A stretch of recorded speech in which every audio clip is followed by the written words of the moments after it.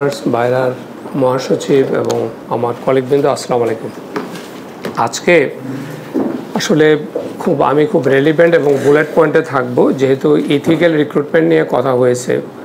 দেখেন, ইথিক্যাল রিক্রুটমেন্টে কিন্তু আমরা যে সংজ্ঞা, তাতে করে আমরা কোনো পয়সা নিতে পারি না, এটা জিরো কস্ট। ইথিক্যাল রিক্রুটমেন্ট সংজ্ঞা কিন্তু কোনো ওয়ার্কারের পাসপোর্ট নেওয়া যাবে না।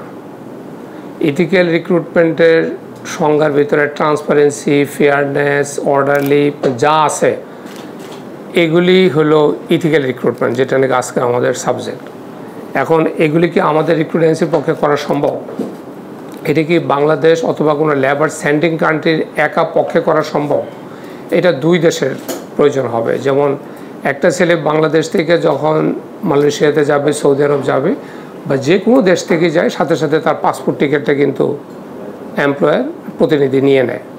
তো এই যে চেঞ্জটা আনা দরকার, বাংলাদেশে বিনা পয়সায় অথবা বাংলাদেশ, ইন্ডিয়া, পাকিস্তান, শ্রীলঙ্কা, নেপাল, যে লেবার সেন্ডিং যে 14-15টা কান্ট্রি আছে, তারা যদি কম পয়সাও পাঠায়, তাহলেও কি ইথিক্যাল হবে? তো এই জন্য আমার মনে হয় ককাসের পক্ষ থেকে আমার মনে হয় একটা যে অর্জন আমরা পেয়েছিলাম, যে হিউম্যান ট্রাফিকিংয়ের ব্যাপারে একটা বড় একটা দৃশ্যমান একটা সফলতা ককাস দেখিয়েছে, এবং এই জন্য আমি বাইরের তরফ থেকে আমি ধন্যবাদ এবং কৃতজ্ঞতা জানাই। সুতরাং সেই লক্ষ্যে আমি বলবো যে আমাদের এখন সাবজেক্টের বাইরে না যেয়ে আমাদের একটু প্রিসাইসলি আমাদের পয়েন্ট বের করতে হবে, প্রায়োরিটি বেসিসে এই মুহূর্তে আমাদের কী করা দরকার। যেমন আজকে আমি আশা করছিলাম যে সাইফুল সাহেব অনেক কষ্ট করে এই সেক্টরে, অনেকদিন যাবত সাইফুল সাহেব কাজ করে, ওনার পয়েন্টের ভিতরে আমাদের প্রবলেমগুলি হয়তো বাই দিস টাইম ওনারা রিসার্চ করে বের করবে, কিন্তু ওনার পয়েন্টের ভিতরে কিন্তু বড় পয়েন্ট আসে নাই।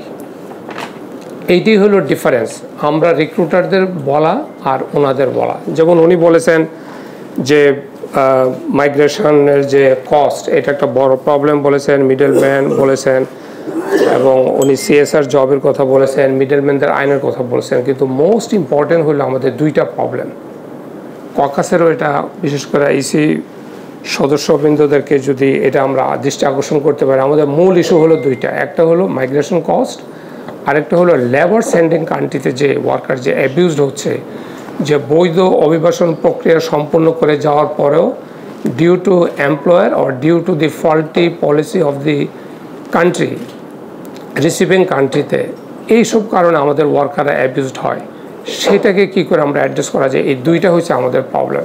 আমরা কিন্তু উনি আরেকটা বলেছেন যে অ্যাভারেজ আমরা 13 লাখ লোক পাঠাই। নো, আমরা কখনো 13 লাখ লোক অ্যাভারেজ পাঠাই না। আমরা এখনও অ্যাভারেজ যদি 5 বছরের অ্যাভারেজও করা হয়, it is less than million.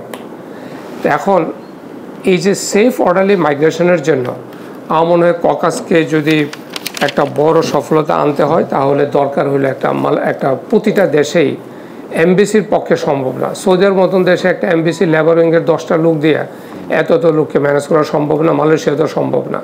এক জায়গা থেকে আরেক জায়গায় যাওয়া আসা করতে একদিন যেখানে চলে যায়, আর সেখানে প্রায় 1800 থেকে 3000 এমপ্লয়ার, এটা কোনোভাবেই সম্ভব না।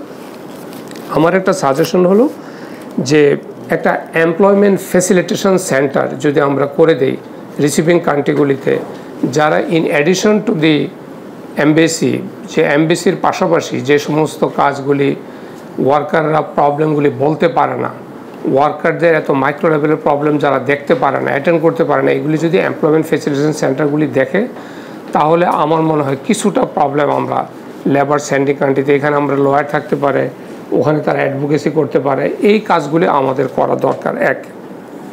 দ্বিতীয় হলো, যেমন এখন প্রশ্ন আসছে মাইগ্রেশন কস্টের কথা, ইথিক্যাল রিক্রুটমেন্টের কথা। আমাদের বাংলাদেশে জিরো কস্টের লোক পাঠাইতে পারে এরকম লোক এজেন্সি নাই। বাট এখন আরবিএ কোম্পানি হয়েছে সারা পৃথিবীতে, রেসপন্সিবল বিজনেস অ্যালায়েন্সেস, যেখানে ওদের হেডকোয়ার্টার এখন আমেরিকাতে, এবং অনেক লেবার বিশেষ করে অনেক এমপ্লয়ার আছে যাদের গুডস এক্সপোর্ট হয় ইউএসএতে, এবং সেখানে তাদের রিকোয়ারমেন্ট হলো যে ওখানে ওয়ার্কার যারা যাবে তারা কিন্তু বিনা পয়সায় যেন তারা রিক্রুটমেন্টটা করে, এমপ্লয়ার্স পে মডেল বলা হয়। তারা পয়সা দিয়ে দেয়।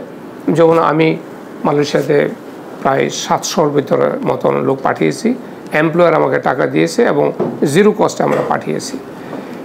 এখন মনে হয় যদি ককাসের নেতৃত্বে যদি অন্তত 2-4টা আরবিএ রিক্রুটিং এজেন্সি হয়, এই হাজার হাজার রিক্রুটিং এজেন্সি হওয়ার তো কোনো মানে নেই। যারা আরবিআই রিকোয়ারমেন্ট হলো একটি রিক্রুটিং এজেন্সি যদি একবার জিরো কস্টে পাঠায় সে আর কস্ট রিক্রুটমেন্ট করতে পারবে না। তাহলে এমন কিছু রিক্রুটিং এজেন্সি বাংলাদেশের প্র্যাকটিসটা হওয়া উচিত যারা কস্ট রিক্রুটমেন্ট করতে পারবে না, শুধু তারা জিরো কস্টে রিক্রুটমেন্ট করতে পারবে এবং জিরো কস্টের তাদের কিছু ILO IOM এর কিছু গাইডলাইন আছে, তারা কিছু ট্রেনিং সার্টিফিকেশন নেবে how to deal with the migrants and how to deal with the employer, এবং সেইভাবে সার্টিফিকেশন পাওয়ার পরে তারা যেন জিরো কস্টে তারা লোক পাঠাতে পারে। আরেকটা হলো যে যেটা আমরা কথা আসছে, রিইন্টিগ্রেশন প্রোগ্রাম সাকসেসফুল হতে গেলে কিন্তু আমাদের ওয়ার্কার যেরকম আমরা যে বলি যে আজকে 13 লাখ লোক আছে, কিসের ভিত্তিতে বলি? BMETর ভিত্তিতে বলি। আসলে কিন্তু 13 লাখ ওয়ার্কারের ভিতরে দেখা গেল যে 12 লাখ ওয়ার্কার গেছে, কারণ BMETর পরেও অনেক ওয়ার্কার যায় না, অনেক অভিবাসী কর্মী যায় না। সেমভাবে আমাদের যে রিইন্টিগ্রেশন প্রোগ্রাম সাকসেস করতে গেলে যারা নাকি আসবে বাংলাদেশে তাদেরও কিন্তু কত ওয়ার্কার ফেরত আসছে এটারও কিন্তু ডাটা আমাদের নেই। খালি বলে আমরা 1 মিলিয়ন গেছে, এই মিলিয়ন বেশি গেছে, এই ডাটাটা আমাদের আসা উচিত। এবং ডাটার সময় তাদের যদি প্রফেশনটা আমরা ওখানে যদি থাকে তাহলে আমাদের রিইন্টিগ্রেশন প্রোগ্রামটা সাকসেসফুল হবে, যে যখন লোক ফেরত আসবে কি প্রফেশনে কাজ করছিল সেটাকে যদি মেনটেন করা হয়।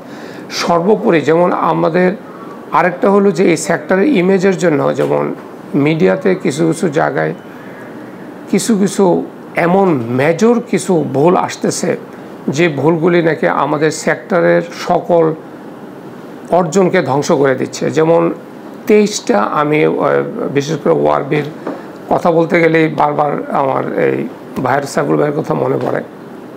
উনি ওই দিন মিটিংয়ে ছিল, ওনারা 23টা যারা রিসার্চ করে মাইগ্রেন্টদেরকে নিয়ে, ওনারা 23টা সংগঠন একসাথে হয়ে বিবৃতি দিয়ে দিল যে মালয়েশিয়াতে 4 লক্ষ লোকের মধ্যে 2 লক্ষ লোকই খারাপ আছে, তারা মানবতার জীবনযাপন করতেছে, কাজ পাচ্ছে না। এই ধরনের ভুল তথ্য আমাদের সেক্টরকে ভালো করে দেবে, যা নাকি আমাদের সচিব বলতেছে 1% লোক প্রবলেম আছে, আর মাইগ্রেন্ট এক্সপার্টরা বলতেছে 50% লোক প্রবলেম আছে। তো এই যে ভুল ধারণাগুলি, এই মেসেজগুলি যদি আসে তখন আমাদের বিদেশে আমাদের ইমেজগুলি নষ্ট হয়। যেমন বাংলাদেশের migration cost it has to be in line with the other labour sending countries. যদি তা না হয় তাহলে বাংলাদেশের রিক্রুটমেন্ট অনেক কমে যাবে। এই প্র্যাকটিক্যালটাও আমাদেরকে কিন্তু বুঝতে হবে। এই সব কিছু চিন্তা করে আমরা ইথিক্যাল রিক্রুটমেন্টের জন্য অন্তত 2-4টা জায়গায় আমরা যদি কাজ শুরু করে, যদি একটা যেমন হিউম্যান ট্রাফিকিংয়ের বন্ধ করার যে কাজে যে রিক্রুটিং এজেন্সিকে যেভাবে আপনারা কমফোর্ট দিয়েছেন, 1-2টা কাজ করে যদি একটু কমফোর্ট দেন এই দেশ উপকৃত হবে। যেমন 2013 অভিবাসন আইনের ভিতরে আমরা বলতেছি ডাটাবেস থেকে লোক নেওয়ার কথা, আজকে 2023, এটাকে আমরা পেরেছি। তাহলে অন্তত যদি করতেই হয় তাহলে ডাটাবেসের আইনটা করে ইমপ্লিমেন্ট করে দেয়, আর না হলে এই আইনের ভয় দেখায় বাণিজ্য করার তো কোনো মানে হয় না, তাহলে এই আইনটা বাতিল করে দেন। আর যদি এটা করতেই হয় অন্তত ছোটো একটা দেশকে নেন না, মালদ্বীপকে পিক আপ করেন না, মরিশাসকে পিক আপ করেন না, যে এই একটা দেশে তোমরা ডাটাবেসটা প্রডিউস করো, আমরা লোক পাঠাবো কিন্তু সরকার আমাদেরকে লোক দিবে, আমরা কোনো রিক্রুট করতে পারবো না। টোটাল ঘটনাটা কি হয়, রিক্রুটমেন্ট যে সাপ্লাই চেইনটা এটা তো রিক্রুটিং এজেন্সির হাতে নাই, গভর্নমেন্টের হাতে নেই, সাপ্লাই চেইন চলে গেছে মিডলম্যানের হাতে। তো middleman control the market, they dominate the market. So how do you control the recruitment fees, এইটা তো মানুষকে বুঝতে হবে। এই গ্যাপটাকে দূর করার জন্য আমার মনে হয় সময় আসছে এখন। আর কথা এটা তো it is enough, almost 10-15 days we have been talking about the migration cost. তো এখন যদি এইটাও করা হয় যে ঠিক আছে, যদি ডাটাবেসটাকে অ্যাবলিশ করার আগে, আইনটা বাতিল করার আগে যদি এটাকে প্র্যাকটিক্যাল মনে হয়, তাহলে আমরা একটা দেশ দিয়ে আমরা চালু করি, ছোটো একটা দেশ দিয়ে দেখি যে সেই দেশে যদি তারা যদি গভর্নমেন্ট যদি লোক দিতে সক্ষম হয়, ডাটাবেস যদি সেভাবে আপডেটেড থাকে এবং তাদের মাইগ্রেশন ফিটা যদি গভর্নমেন্টের ব্যাংকের মাধ্যমে দেওয়া সম্ভব হয়, তাহলে why not we implement for other countries. অন্তত এই ইনিশিয়েটিভটা তো নেওয়া শুরু হলো না, এই ইনিশিয়েটিভটা যেন না হয়। সর্বশেষ যে আমার আরেকটা রিকোয়েস্ট, মন্ত্রণালয় এবং এমবেসিতে 2 বছর পরে আমাদের সচিবরা চেঞ্জ হয়, আমাদের কনসুলাররা চেঞ্জ হয়। যেমন এইবার যে রিসেন্টলি হলো আমাদের, যেমন মালয়েশিয়াতে মে মাসের 30 তারিখের ভিতরে সকল লোক যেতে হবে। আমাদের বাইরের মহাসচিবকে নিয়ে আমরা গেলাম জানুয়ারি মাসে, খুব সম্ভব প্রথম সপ্তাহে গেলাম সচিব মহোদয়ের কাছে। ওনারা বললো যে আমি নতুন আসছি, আমাকে তো একটু বুঝতে সময় দিতে হবে, আমাকে একটা আমার সময় দেন। হি ইজ রাইট, উনি তখনও বুঝে না। কিন্তু এটার যদি একটা স্ট্যান্ডার্ড ফরম্যাট থাকতো, যদি ডিজিটাইজেশন করতে পারতাম, সবাই শুধু একটা পলিসির ভিত্তিতে কাজ করবে, বোঝার কিছু নাই, তাইলে কিন্তু এই যে কয়দিন পরে পরে নতুন লোক আসার পরে যে 1 মাস সময় নেয়, 2 মাস সময় নেয়, ধাক্কা খায়, রিক্রুটমেন্ট পারমিশন বন্ধ থাকে, সার্ভার লক থাকে, হিয়ারিং ব্যতীত, যেমন আইনে হিয়ারিং ব্যতীত পারে, কিন্তু আমাদের সেক্টরে যদি হিয়ারিং ব্যতীত আপনারা ডাটা বেজে ডাটা মানে সার্ভার লক করে দেন, রিক্রুটমেন্ট পারমিশন লক করে দেন, তাহলে প্রবলেমটা কী হবে দেখেন।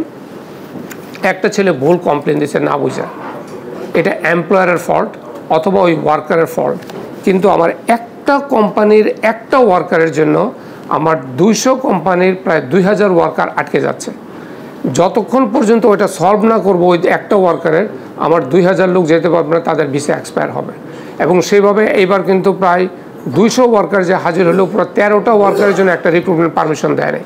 পরে 200 ওয়ার্কার যে এমবেসি মিনিস্ট্রিতে যে হাজির হলো, সেদিন আমাদের জিরো কস্টের প্রোগ্রাম ছিল, আমাদের উনি ছিল, তাদের ভিসা এক্সপায়ার হয়ে গেছে, পারমিশন দেয় না। ওদের কিন্তু কোনো দোষ নাই, ওদের এমপ্লয়ারেরও কিন্তু কোনো দোষ নাই। কিন্তু একটা কোম্পানির হিয়ারিংয়ের জন্য যখন একটা রিক্রুটিং এজেন্সিকে আপনি আটকায় দেন, ওই রিক্রুটিং এজেন্সির পারমিশন আটকায় দেন, সার্ভার লক করে দেন, down the line he has 2 to 3,000 workers yet to deploy, তারা তো সাফার করে, ওই এমপ্লয়ার তো সাফার করে, দেশের ইমেজ নষ্ট হয়, আমাদের লিড টাইম বেশি লাগে। এই সমস্ত প্রবলেমগুলি নিয়ে যদি একটু প্রায়োরিটি বেসিস ককার যদি একটু মুভ করে, তাহলে সেক্টর উপকৃত হবে, দেশ উপকৃত হবে। ধন্যবাদ।